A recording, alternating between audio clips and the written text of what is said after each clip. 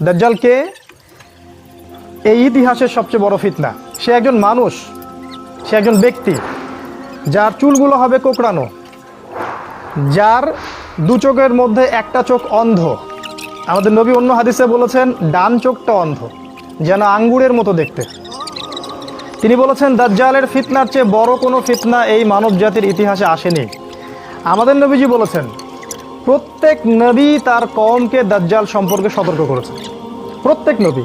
তিনি বলেছেন নূহ আলাইহিস সালাম থেকে শুরু করে প্রতিটা নবী এই দাজ্জালের ফিতনা সম্পর্কে তার জনসাধারণকে সচেতন করেছিলেন। আমাদের নবীজি বলছেন আমি তোমাদেরকে তার সম্পর্কে একটা কথা বেশি বলতে চাচ্ছি, যেটা অন্য কেউ বলেননি, অন্য কোনো নবী বলেননি। সেটা কি? তিনি বলেছেন দাজ্জাল হচ্ছে এক চোখে অন্ধ, আর তোমাদের আল্লাহ তিনি অন্ধ নন। এতটুকু তিনি বেশি বলেছেন।